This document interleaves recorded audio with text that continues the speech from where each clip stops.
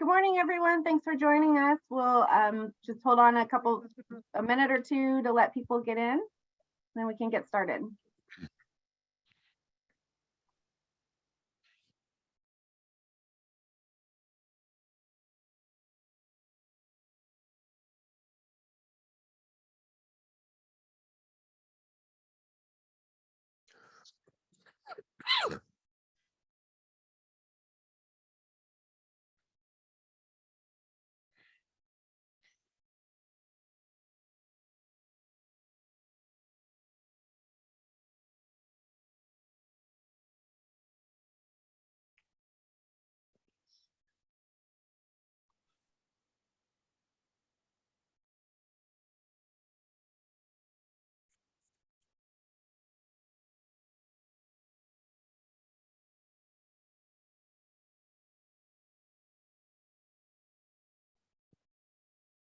All right, looks like it's slowing down a bit, so I think we can get started and the latecomers can catch up.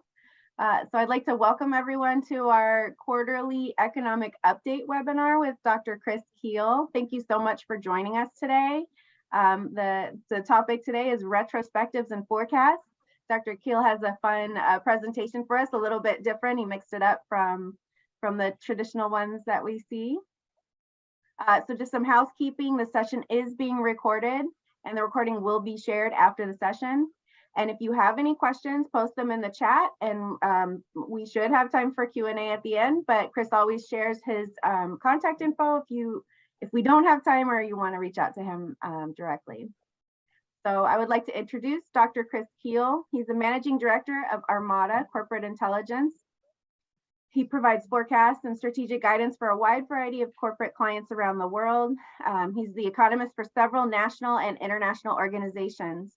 Prior to starting Armada in 1999, he was a professor of economics and finance for 15 years, teaching in the US, Hungary, Russia, Estonia, Singapore, and Taiwan.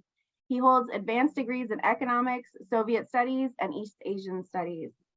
Chris is the co-author of the Flagship, which we'll talk about at the end of our session, and the Strategic Intelligence System. Both are publications from Armada. He's also responsible for Fabrinomics from the FMA, which is the Fabricators Manufacturers Association. He can correct me. And the Advisor for ASA. All right. So with that, I'm going to go ahead and turn it over to Dr. Kuehl. All right, very good. So get my exciting screen up here and off we go, the miracles of technology. So as mentioned by Adria, we're going to change up the format just a little. What normally happens is that I ramble on for an hour about things that people have perhaps no interest in whatsoever, and I never get around to the things that people really are interested in. And so what I've kind of done is collected some of the more common questions that I get asked when I do these things. And so I've built the presentation around these questions. And so we're going to look at what we think is going to happen in 2023. We're not going to talk a lot about what we thought was going to happen in 2022 because, as is often the case, we were mostly wrong. My favorite definition of an economist is, after all, somebody who explains tomorrow why the predictions they made yesterday didn't come true today. So we're forever in debt to meteorologists because they make us look good. So I ran across this picture and that just seemed to just sum it all up. Much loaded questions, much variables, lots of different ways to answer these. So we'll proceed apace, and hopefully I'll leave some time at the end so you can ask me some new questions that may or may not have occurred until just now. So first of these is kind of the biggest and sort of the most all-encompassing. We've heard mixed signals about potential 2023 slowdowns. Can you set us straight? Half of the year or later of the year, will we see changes? Are we going to see a recession? How long is it going to be? How bad is it going to be? Do we keep rolling, etc.? So it's on everybody's mind. And as is often the case, the signals are mixed. There is something for both optimists and pessimists if you look ahead. Personally, I'm kind of leaning towards what amounts to a very slow start to 2023, not necessarily a full-blown recession, probably more of a slowdown, but I mean, that's semantics. It's going to come down to each individual industry. The joke used to be that it's a slowdown if your neighbor loses their job. It's a recession if you lose your job. It's a depression if the economist loses their job. So it just is going to be personal. Some industries are going to do very well, have been doing very well. Other industries have been suffering, will probably continue to suffer. And the industries that you are engaged with kind of run that gamut. I mean, there's going to be changes in the construction sector. There's going to be changes in the remodeling sector. There's going to be changes in terms of import-export activity, which affects wood products coming from all over the world, or perhaps not coming from all over the world. So we'll kind of hit some of these variables as we go through all this. The factors that are at this point kind of causing concern, I guess the things that would make 2023 a little less robust than we would hope it would be. One would be no real recovery in the supply chain as far as China is concerned.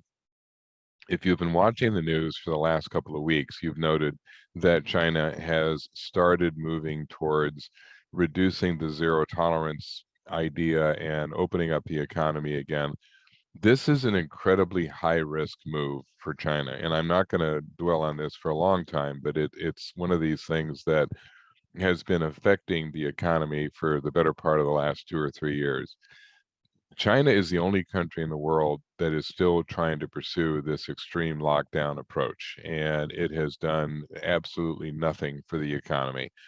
The growth in China has been anemic. It has been worse than it has been really in over a decade. And just one kind of anecdotal illustration of this, a colleague that I work with has an operation or had an operation in China. And the local authorities finally said, okay, you can reopen. You know, we're going to start letting you go back to production. But here are the rules you have to work under. Number one, anyone who comes to work in your factory is not then allowed to go home because they will be essentially in quarantine in your factory. So I said, what? What? I don't have any facilities for people to live here. I don't have a place for them to sleep. I don't have a place for them to use the bathroom or shower. I can't feed them. What do you mean they can't go home? Well, that's the deal. Then it was like, well, we're going to let deliveries occur to your factory, but they have to drop it a mile away. So I said, let me get this straight. You're going to have trucks showing up with the materials that I need, but they're going to drop it a mile away. And this is a factory that no longer has anybody working at it. I mean, because as soon as I reveal to my employees that they could come back to work, but they can't go home again, they all quit. So, I mean, it's just absurd. I mean, there's no way to function, and China has been paying the price for this. But here's the problem. If they start to reduce all of these restrictions all at once, China has not been exposed to COVID in the way that we have, that the Europeans have, virtually every country in the world has. Most of us have had a version of COVID by now. It has been overwhelmingly mild, particularly the Omicron variant. A lot of people were barely even aware that they had it. But now that they have a little bit of that natural immunity. That's that herd immunity that we heard so much about a year or so ago. China has almost none of that. So when they start to open up, they're going to see literally millions of cases right away. They're already seeing it. And they're not in a position to handle that kind of influx. So the government's going to be stuck with two very bad options. It's either go back to the lockdown because the virus is running rampant, or it's just accepting the fact that they're going to have a very high death toll and a very high sickness toll. The Chinese vaccine is not very good, blah, blah, blah. So you get the idea. It's just still very up in the air. Who knows what China is going to try to do in the weeks to come, because there's no really good option. Number two problem that could affect 2023 is that the recession in Europe worsens. It's already very bad in the UK. The UK is firmly in recession now. they've been changing governments like people change their socks, and who knows if the current one is going to be able to pull them out of this tailspin. But all of Europe is feeling the recession. There's the potential for severe labor disruptions in both Europe and the United States. We just recently narrowly missed the rail strike. Excuse me. And we are looking still at strikes at the ports with the ILWU negotiations still fairly tense and going on. There is ferment in the public sector. There are strike threats in the health sector. Europe is already dealing with these kind of public sector strikes, and that could severely impact an already weak labor environment. You might have a consumer that gets more concerned rather than less. I mean, at the moment, the consumer is feeling at least somewhat optimistic about the end of this year, beginning of next, but that can change. And the main reason that they're feeling optimistic is that we haven't seen the big layoffs. We'll talk a little bit more about why we haven't in a few minutes. And then there's the continued concern about what the Fed is going to do. Are the interest rate hikes going to continue? Are they going to get more aggressive, less aggressive? So there's reason for optimism about the coming year, but these things could change that opinion relatively quickly. If you look at the last year and look forward to the next year, you get an idea of how kind of changeable a lot of these numbers have been. At the beginning of 2022, we had 2 quarters of negative GDP growth. And if you remember the way the media jumped on this at the time, it was like, oh my God, this is the very definition of recession. We are in a recession. We're all going to die. And it's like, well, that's not really the definition of a recession. It is one of the factors that the National Bureau of Economic Research, NBER, takes into consideration when it is trying to tell you whether you have been in a recession. NBER will never tell you you're going into one. They will never tell you you are in one. They will only tell you you have been in one. And they look at things like GDP performance, but they also look at capacity utilization, industrial production, unemployment, quit rate. They look at the Purchasing Managers Index. They look at consumer behavior, retail sales. I mean, they've got 26 variables that go into determining whether or not you were in a recession. So the fact that we went down slightly for 2 quarters does not necessarily mean that we went into a full-blown recession. Much of that decline was due to the value of the dollar, which I'll talk about in a minute. Originally, if you had looked at this chart, say a month ago, we were predicting that Q3 was going to see growth of maybe 0.3 to 0.5%. The revised version of this, which just got revised about a week ago, I haven't even updated this chart yet, has Q3 growth at 2.9%, almost 3%. So instead of seeing really anemic growth, we saw very robust growth, getting us back to numbers we haven't seen since prior to the pandemic. Well, what the heck happened? And what happened in the quarter of the last one we have record is that exports went up, and exports went up dramatically in the manufacturing sector. And this is where I go into my standard, we don't understand manufacturing rant, which you've probably heard more times than you can count. The challenge with the United States is that we don't understand the role that manufacturing plays, and we haven't historically. You are constantly hearing comments like we're no longer a manufacturing nation and we don't make anything anymore. It's all made in China and all we do is services. That's not true. It has never been true. The US still accounts for 40% of the value of global manufacturing. China is at about 15, maybe 20%. And that shocks people because they're like, well, how can that be? Well, China produces the stuff that goes in Walmart. They produce consumer goods, cheap consumer goods. The things that we make are very expensive. Airplanes, road building equipment. 92% of all the railroad engines made in the world are made in the United States. So the things that we sell are expensive.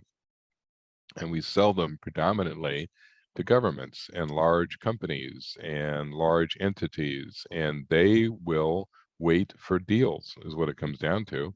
So if the dollar is very strong, they tend not to buy those expensive items at that time because they know the dollar will at some point weaken. They knew that the dollar was strong at the beginning of this year, predominantly because other currencies were weak. It wasn't that we were that much further ahead than they were, but we had started raising interest rates before they did. And therefore, their currencies were weaker. By third quarter, their currencies started to catch up. And that was when you started seeing a lot of the purchasing of US export goods. So that is a lot of what drove the third quarter. Now, going into fourth quarter, there's more of a dependence on the consumer. And we're not yet sure where the consumer's head is. The prediction was that the consumer would be in retreat and we would see another decline in fourth quarter. But that's not how it's panning out right now. Retail sales have actually been pretty strong. We've only got a couple more weeks before Christmas. Black Friday events, Black November events were pretty robust. Halloween, which is another big indicator of people's spending habits, was strong. This was the 6th year in a row that adult costumes outsold children's. So it's now an adult holiday, it's now a decorating holiday, and it was pretty good. So we may get through the fourth quarter with some growth. Some of the estimates are maybe a point, point and a half. It's hard to tell. We still have time for kind of last minute shopping and post-Christmas sales and all that kind of stuff. So going into 23, the expectation is that we start out slow, that we end up with maybe falling into negative territory or at least very close to it, maybe a little bit of growth by the time we get to the second quarter, but then we speed up.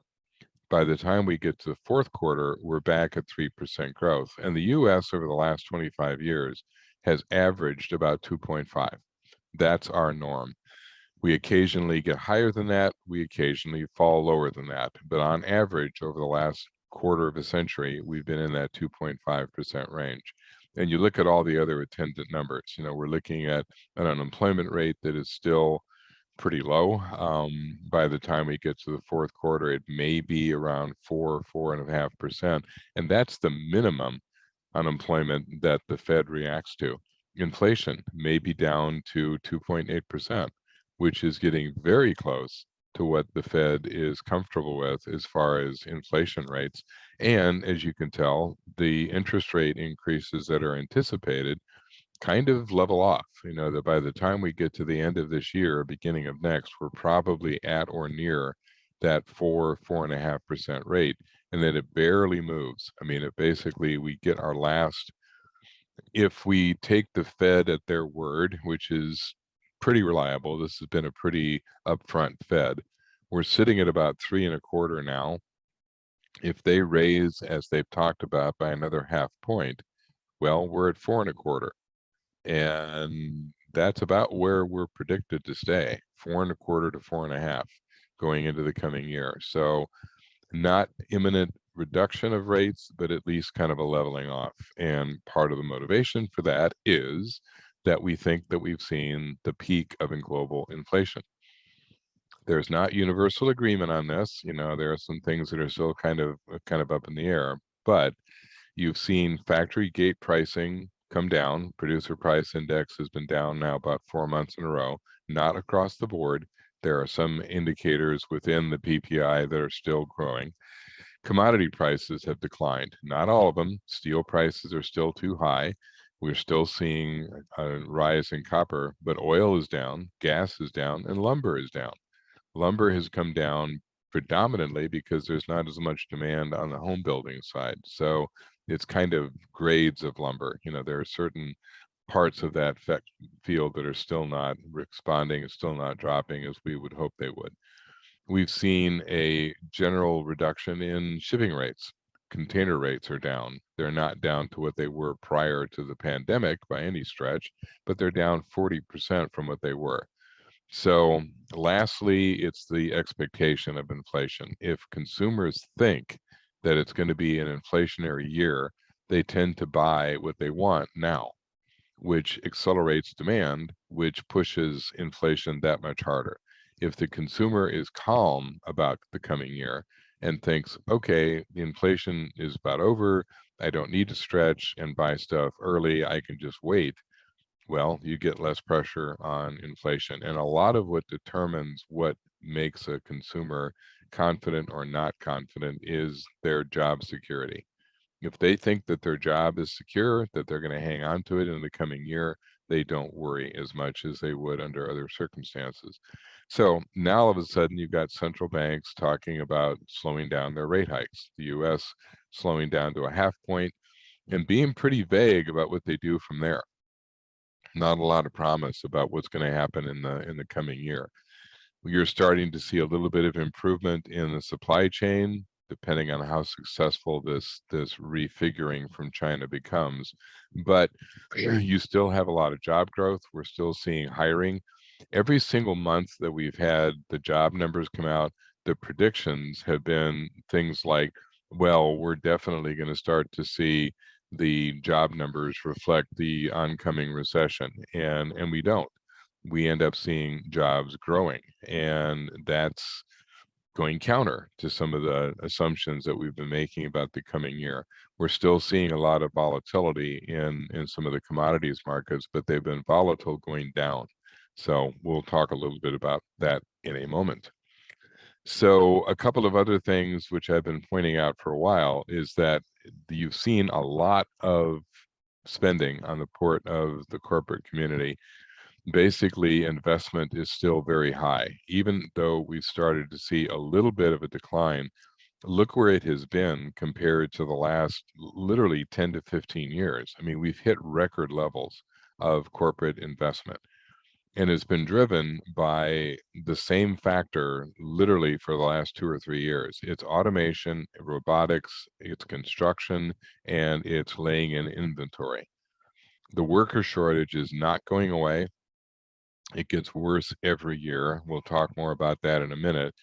And part of the thing that drives me nuts about the powers that be is that you have a problem like labor shortage, which has been developing under their noses for decades, and they've done virtually nothing about it.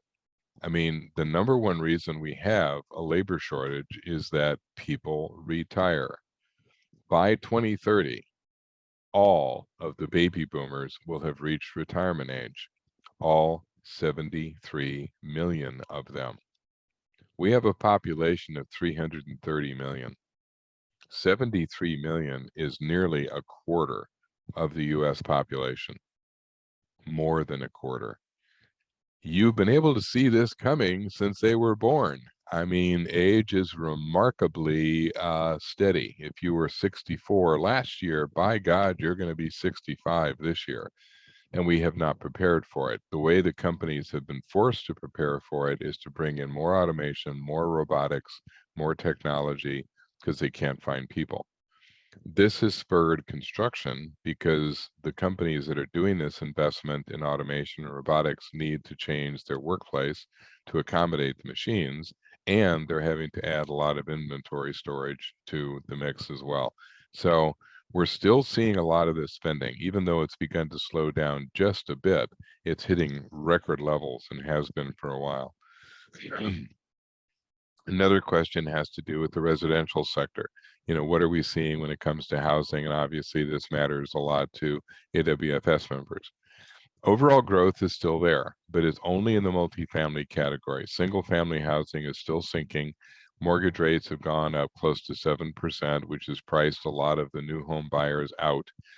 Those who were in the more expensive home sector, they have been inhibited by the behavior of the stock market.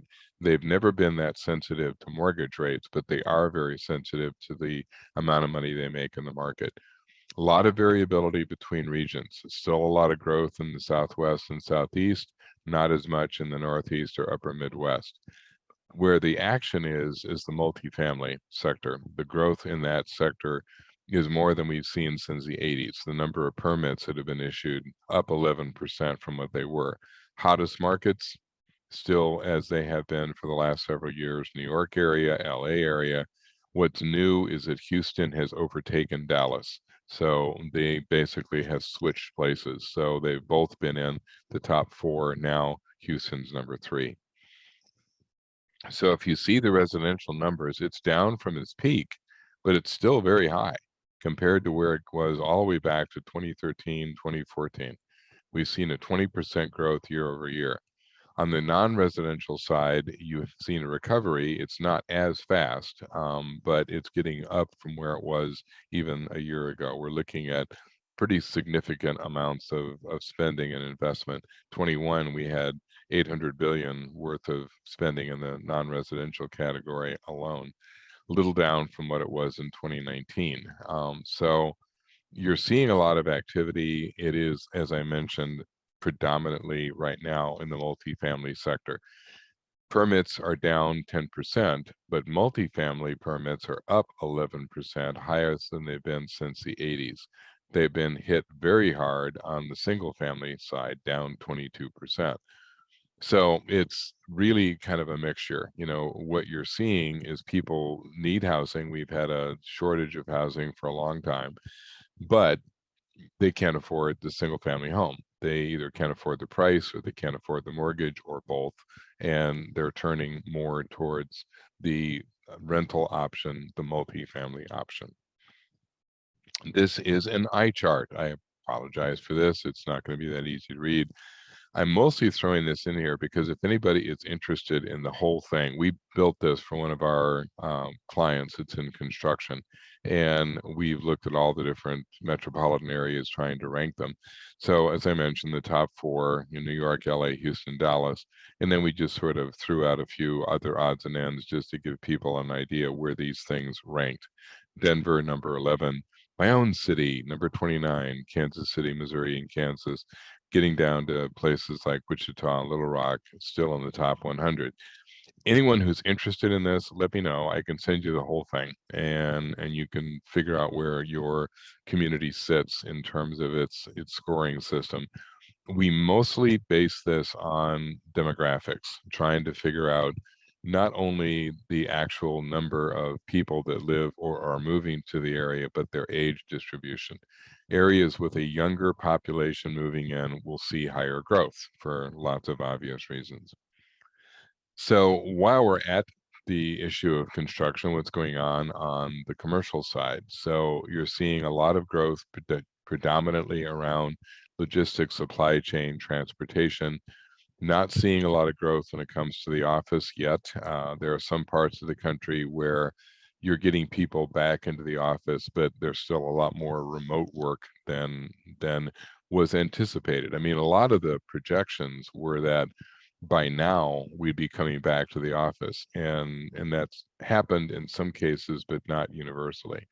Retail is still falling off a cliff. The retail footprint is narrowing, and we know why. People are doing a lot more shopping online. They're doing a lot less of the sort of in-person shopping. So the shopping center is struggling. The strip mall is struggling. You've also got issues around labor shortage, commodities pricing, all of this sort of stuff affecting construction. You also have some changes going on as far as healthcare, and this is something that is a pretty significant driver for the economy. Healthcare really took a bath during the COVID years. You would think that it would be getting a lot of attention, but it was a one-trick pony. The only thing the hospitals were dealing with was COVID. Much of where they made their money is elective surgery. It's hip replacements and knee replacements and going in for pregnancies and going in for surgeries that are kind of up to you to have them. Those all disappeared. People weren't even going to the hospital to deal with things like cancer and heart problems. They were scared to death of COVID. So the hospitals ended up not making a lot of money because things that generally drive their bottom line, people weren't engaging in. Then on top of this, they get a major labor shortage problem because COVID burned out so many doctors and nurses and support staff that just couldn't keep up with the pressure. And you end up with a significant number of people retiring from the profession and not nearly enough coming in to replace them. So healthcare will probably see some growth this year as people start to come back and engage in some of that traditional behavior. This was the office back to work gauge that I was mentioning. It's the Castle Back to Work Barometer. Castle is the company that builds and installs these swiping systems that you use to get into an office building. So all they simply did is count swipes and said, prior to the COVID year, you had this much, which was kind of the normal. And then you have this dramatic drop because people aren't going to the office. And now they're trying to track as people start to come back. And it's very idiosyncratic. The strongest markets tend to be in Texas. Weakest ones tend to be in California and the Northeast. You know, the occupancy rate nationally is right around 37%. In the Texas market's around 50. In California, it's around 15. So you see a lot of difference depending on where you are in the country as to what people are doing as far as going back to work, working remotely, etc. And other factors are playing a role. I mean, I'm not going to go into a lot of detail with this, but beyond the issue of COVID, one of the questions was, what's the number one way or number one motivator, I guess, for not going back to the office? It's the commute. So communities where the commutes were very long, people were saying, I prefer to work at home, as opposed to spending 2 to 3 hours on the highway trying to get to work, and having spent time in places that just don't have traffic figured out, like Chicago or Atlanta. I have friends in Chicago who, like, they need to be at work on Tuesday, so they have to leave Sunday night so they can, I mean, honestly, it takes me longer to drive across Chicago than it takes for me to fly there from Kansas City. So obviously people are like, hey, if I can reduce that commute and work close to home or actually work from home, I'm going to. You're going to see a lot of freight concentration in the middle of the country as well. And you can see why. I mean, that's where all the freight corridors are, the railways, the highways, all of that sort of stuff, really concentrating in the middle of the country. Two biggest rail yards in the country are already Kansas City and Chicago, and that will continue to drive activity. There's a lot of reshoring going on. Companies are bringing production back from China, from other parts of Asia, and this is the part of the country they're getting to, because they are seeing the advantages of putting their logistics and supply chain emphasis on the middle of the country and then serving either coasts. And the port slowdowns on the West Coast have changed a lot of patterns. Companies already are doing a lot of shipping out of the southern ports, out of the East Coast ports, where LA, Long Beach have lost a certain amount of container traffic. Savannah, Charleston, New Orleans has been picking up a lot of it as companies look for alternative supply chain routes. So another question, and this had to do with something that's not as urgent an issue, but the bigger context is, were we going to have a rail strike? Probably not. I mean, this was something where it was pretty obvious that the government was going to step in and keep this from happening, even though it was a very unpopular thing for Democrats to be engaged in. But what's more important is not that there was a strike threat and not that it was ended. It was what they were striking over. And this is something that's going to be a lot more obvious as the year goes forward. They were not striking over pay. They were not striking over pensions. They were not striking over the usual issues. They were striking over sick leave and predictable schedules. And this has become the new demand of the workforce. The workers now are basically saying, of course they want more money, and of course they want all the benefits to come, but they're also saying, I need a flexible schedule. I don't want to necessarily come into the office every day, but even if I do, I want the ability to take time off when I need to. And part of what's driving that is the need to take care of family. It's another episode of revenge of the boomers. The boomers, as they get older, are creating problems for their children and their grandchildren. So if you're trying to deal with your elderly relatives, well, they have to go to the doctors at certain times. They may have hospital issues. A friend of mine has a parent that has Alzheimer's. He's kind of unpredictable. He cannot be in a situation where he can't deal with his family demands. And people in the rail sector were like, look, we're getting these requests to deal with our family when we're hundreds, if not thousands of miles from home. So just a different environment as far as what the worker is demanding. It's not as simple in a way as it used to be. Another question has to do with transportation, truck driver shortage. Still serious, not as bad as it was at the beginning of the year. At the beginning of the year, there were 14 loads for every truck, which is a ridiculous undercapacity. I mean, you all went through that. Logistics costs were outrageous. Now there are just 4 loads for every truck. Normal is 2 per truck. So we're still a little short when it comes to capacity. There have been 60,000 brand new trucking companies that have started in just the last year. Frankly, getting into trucking is one of the easiest industries there is. I mean, somebody wakes up one morning and says, I want to be in trucking. What do I need? A truck and a CDL. So if you have a appropriate license and a truck, you, sir, are a trucker.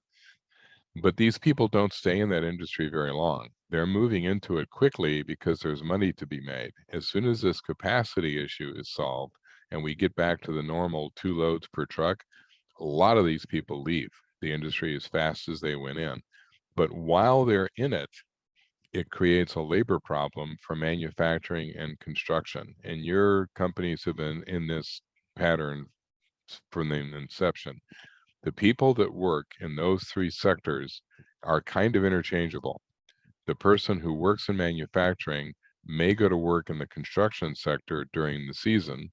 They may go to work in transportation for a while and then go back to manufacturing. They switch from one of these sectors to the other fairly effortlessly. A little less so now because the manufacturing job is a lot more sophisticated and requires a lot more training. But you see a lot of this switching back and forth between construction and transportation. Many of those new trucking companies took people out of construction and manufacturing. So these were people who worked in those sectors and said, you know what? I can make more money driving me a truck. So they take off and they do trucking for a while until that doesn't make them enough money, and then they go back to what they did before. The maritime situation has gotten a little bit better. You've seen rates come down 40% from what they were, still not back to where they were prior to the pandemic, but you're seeing the price of containers drop pretty significantly. You know, China to the West Coast down 16%, China to the East Coast down 10%. That is going to last until you start to see China open up. If China really does open up, that sort of hiatus is over and the container demand will be intense and it will end up creating all the congestion that we thought we had gotten away of from the transportation point of view. So retailers are kind of mixed right now. They're saying, you know, if China had opened up, oh, I don't know, a month or so ago, that would have been great. We could have gotten the retail stock in that we needed. If they open up now and we start to see all this stuff flow into the US, it's a little late. If the Christmas decorations show up, I don't know, around Martin Luther King Day, yeah, they don't sell. You know, we don't know what we're going to do with that stuff. You know, right now, retailers are still dealing with the fact that spring merchandise is showing up now, which is a little late. And they're desperately afraid that they're going to have that same kind of mess to deal with in the coming year. Baltic Dry Index. This is one of those things that if you really want to just halt all conversation in a cocktail party, just lean on the bar in a knowing way with your cocktail in your hand saying, did you know that the Baltic Dry Index is one of the oldest indices of supply chain activity that exists in the world? It's over 300 years old. And right now, it leads supply chain activity by, you know, people will just, they'll be in rapture. You know, they'll just like, wow, you know about the Baltic Dry. You're so smart. Honestly, it just is a very, very old shipping index, and it has been notably turning down in just the last year. It's down 59% in just the last 30 days. Still 120% higher than it was last year, but if you look at the chart, we're seeing that decline. It's kind of coming back to normal levels. And this is generally a sign that the supply chain is catching up, that demand makes with the, if that is a kind of an indication of where the per barrel prices and that kind of stuff have been holding in. So you may start to see a bit of a relaxation on the transportation side. I'm not going to spend much time on this, but just to highlight it, one of the challenges with keeping drivers is drug tests. And there's a lot of pressure to change the way these tests are done. Because right now you've had 72,000 plus drivers who have failed drug tests. 60% have been able to come back to work. Their objection is that, look, they know they're not supposed to drive when they're under the influence, but if it's alcohol, if they drank some beer over the weekend and they were sober by Monday, they're good to drive. But if you were smoking some marijuana over the weekend, the testing is by hair follicle, and you're going to be on the hook for 2 weeks. So the drivers are like, hey, look, we're in states where this is legal to smoke. So come on. I mean, I'm not stoned on Monday morning, no more than the guy is drunk on Monday morning. Why can't I drive? So there's a lot of conversation going on right now about how to handle drug testing for drivers. When do we see oil prices going back up, going down, whatever? The oil situation's looking better pretty much by the week. We're looking at prices now in the low 70s for WTI, West Texas Intermediate. OPEC is now talking about stepping up production instead of reducing it. And we're looking at estimates around maybe a high of 90 and closer to 80 on a regular basis. But like I said, it's already in the low 70s. So even with Brent crude, which is the international price mark, it's in the mid 70s. So at the moment, price of fuel is down, and we're seeing it in the price of gas and a little bit diesel around the country as a whole.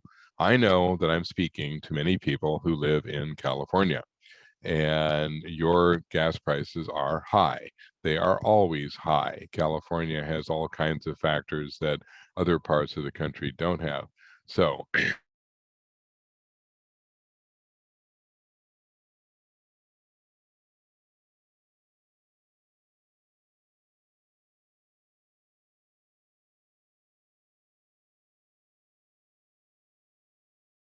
station last night, the per gallon price for a gallon of gas was $2.71. So I think that's about a third to a fourth of what it is in parts of California. But that's the challenge nationally. I mean, everybody has different.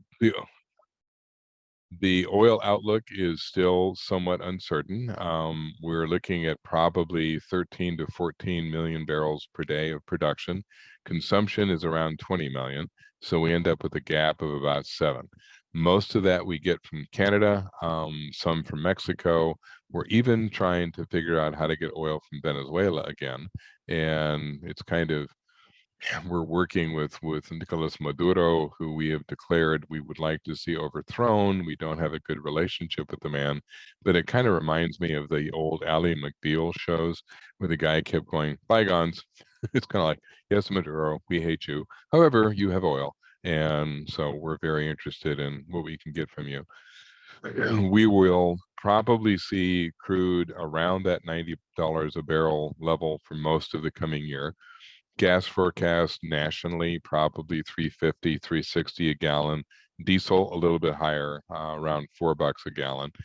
Much of what's been driving diesel is that we're shipping so much of it to Europe. We're trying to help the Europeans get through the sanction deal. And I won't go into detail on this, even though I want to so bad. As many of you remember from the previous talks and from the introduction, I started out as a Soviet specialist back in the 80s. And I was going to make a whole career out of working for the agency and being a spook and studying the evil empire, and learned Russian, got a degree in Soviet studies. I was set. And then, of course, they go out of business right in the middle of my PhD. Yay. So I had to metamorphose into something else. But now I'm relevant again, and this is a big issue. The challenge with our sanctions is that we don't do much with Russia.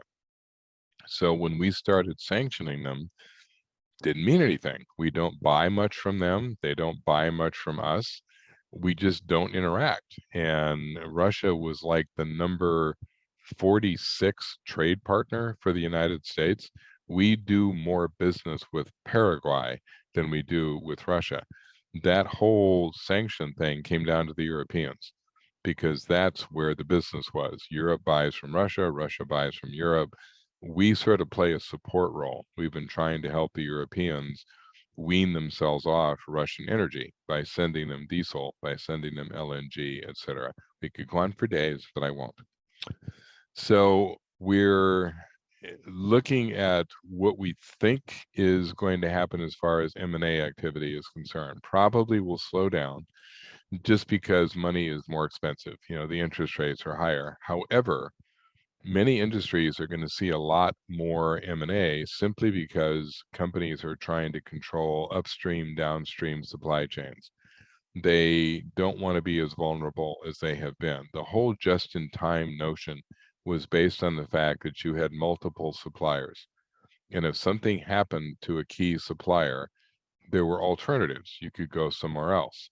There are very few alternatives now. You look at something like semiconductors, which has been in the news for a year. At one point, about 4 or 5 years ago, the US was buying semiconductors for like 50 or 60 companies. But over time, you had large players like Taiwan Semiconductor dominate the market in the way that they're supposed to. They were the most efficient. So they either put their competitors out of business or they acquired them. And so little by little, you ended up with 1 or 2 dominant players, Taiwan Semiconductor being one of them. Well, if something happens to that dominant supplier, you're up a creek. And so what's now starting to happen is companies trying to diversify, finding ways to control that supply chain more directly.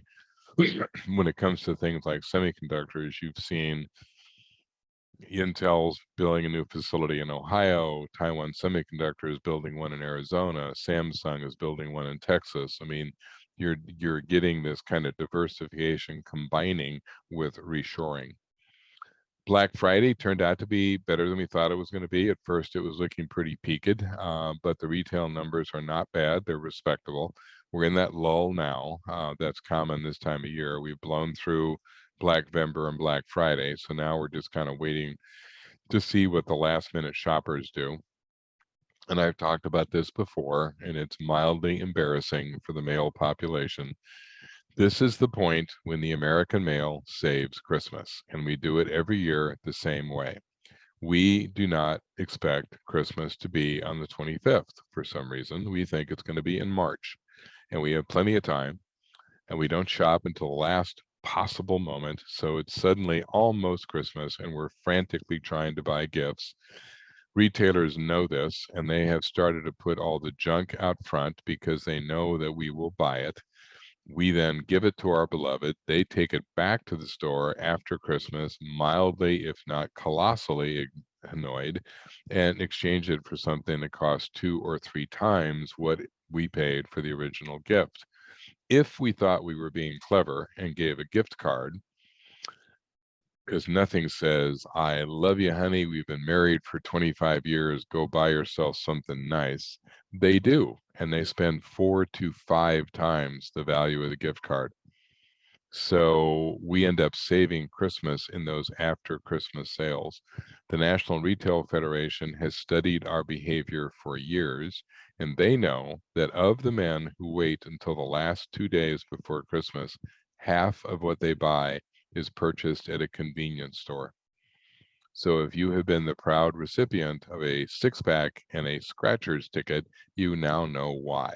So once again, we're going to be waiting for the American male to save us at the end. A lot of what determines what people will spend is their job security. If they think they're going to be in good shape next year, not get laid off, then they tend to spend more. And one of the reasons we haven't had the layoffs, and I think I mentioned this a minute ago, companies are so reluctant to get rid of people they spent so much time trying to hire. The labor shortage has meant that finding the appropriate trained worker has been immensely difficult. And once you have them in place, you're not about to lay them off and say, yeah, well, if things get better next year, I'll hire you back. There won't be any hiring back. He'll get snapped up by somebody else and you'll never see that person again. So the companies are hanging on to their workforce much more aggressively than they would have in previous years. They're cutting everything else before they try to cut their employees. We still have a lot of cash sitting on the sidelines, something like $3.5 trillion worth. That is mostly in the hands of people with a little more money. It's kind of the upper 20-25% of income earners. A lot of what they spend their money on is on services. So we're trying to see if it's going to be a good travel year. So far it has been, and whether there's going to be a lot more spending. But that money is out there to be spent somehow. It's either going to get spent this year or next year.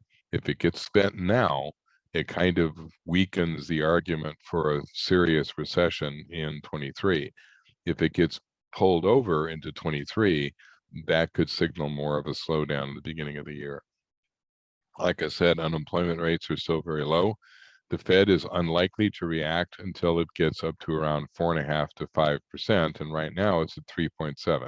So there's no real pressure on the part of the Fed when it comes to jobs.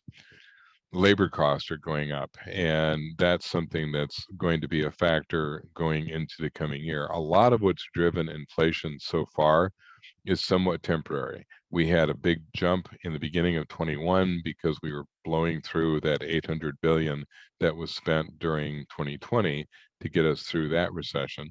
We dissipated most of that money by the middle of 21. Then the supply chain issue kicked in, the expensive commodities like oil, that became the inflation driver in the beginning of this year. That's slowed down somewhat, still a factor. Now what's driving it is wages. And the wages, once they go up, don't go down. Commodity prices come down. Supply chain prices come down. All of these things that have been driving inflation prior to about the last quarter or two, they all come down. Wages don't. Once they go up, they stay up. So the last thing I'll say, and then we'll leave time for questions. Not much. I'm famous for sucking all the air out of the room. We've got all these geopolitical things to deal with, the black swans that we have been, I'm hardly think there's any white swans left. They all seem to be black. So we've got the Ukraine war still going on. It was supposed to last 2 weeks. We're now going into another year. We have the issue of what China and Taiwan are going to do. Is China going to invade? If they do, how do we react? Less and less likely that China is going to do something that dramatic. It looks like they're going to try to put more economic pressure on than anything else. We have the zero tolerance issues in China. Are they going to be able to pull that off or not? The UK is very definitely in recession already. They've been blowing through governments like people change their socks. So we're not sure where that's going to be. And that's important to the US because we do a lot of business with the UK, both import and export. Latin America is almost entirely in the hands of left-wing governments now. Lula just took power back in Brazil. You have left-wing regimes everywhere. There's been a coup attempt in Peru. And the government there, Pedro Castillo, had to be one of the most incompetent leaders, even in Latin American standards. He tried to stage a coup of his own government, and his own party basically turned their back on him, and his vice president took over. Middle East ferment, you've got all kinds of stuff going on. These countries are in transition. You look at Iran right now. The protest over the death of a woman in police custody because she was not wearing the proper head covering has led to the disbanding of the morality police in Iran. They have been eliminated. And this is a direct reaction to the fact that Iran's demographics are sending a message. 50% of the population of Iran is under the age of 30. And they are very tired of being governed by 950-year-old theocrats. It's kind of like, what do these people know about our lives? Nothing. And that's creating a lot of ferment. So the ferment in Iran, Saudi Arabia cutting deals with China, new government in Israel, bizarre government in Turkey. I mean, it just goes on and on and on. And India is experiencing challenges of its own. So each one of these topics could probably prompt about a 2-hour presentation, but we don't have that kind of time. So end of presentation. Any questions? I'm going to throw it to Adria to field whatever might be out there. And just as a reminder, you guys are treated to the wit and wisdom of Armada through the flagship, and she can tell you more about that. So back to you, Adria. I feel like I'm at one of those news shows. So Thank you so much, Dr. Kuehl. That was awesome, as always. So as he kind of teased, I want to make sure that everyone's aware of the flagship report. This is offered for free for AWFS member company employees. So if you're not currently receiving the flagship, it's generally sent out every Monday afternoon. Sometimes it comes on Tuesdays like this week, but it's a great source of information, really comprehensive. And don't forget to check out Chris's musings at the end. He has a little fun section. So anyways, you can click on this QR code to subscribe if you aren't already. And we did have one question in the chat. Is the American dollar going to become valueless? no, the dollar is very, very strong and will remain strong, whether we want it to or not. I mean, it's always one of those things where at first glance, it's like, wow, the dollar is the dominant currency. That's a good thing. Yeah, kind of. You know, what every other country can do, which we can't, is lower the value of their currency as a way to stimulate exports. So if you look historically, whenever countries are trying to get out of whatever economic crisis they're in, one of the things they do is devalue their currency. And all of a sudden, everything they make is on sale, and anything that comes from outside their country is more expensive. We can't do that because as soon as we change the value of the dollar, everybody else's currency changes too, because it's all pegged to the dollar. So whether we like it or not, we are the global currency. The banks that are doing business just have no desire whatsoever to be engaged with any other currency. Now, countries do successfully trade back and forth between one another in their own currencies. I mean, China will accept rubles and Russia will accept yuan. And, you know, the euro is certainly acceptable in virtually every country in the world as well. But nobody wants to be completely beholden to the euro because Europe runs into more economic problems than we do. The closest thing to an alternative currency that is kind of generally acceptable throughout the world is from the International Monetary Fund. They call them special drawing rights, SDRs, and every country in the world that's a member of the IMF is permitted essentially to issue these.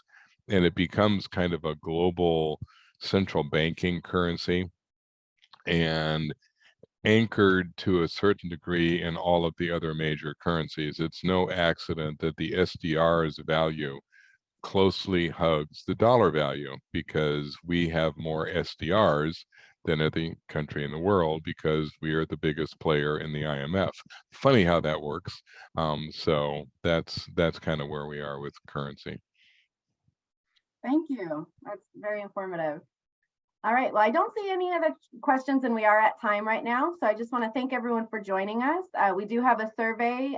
So another QR code if you want to click there or go to the link and just share your feedback from this session. I hope you found it really informative.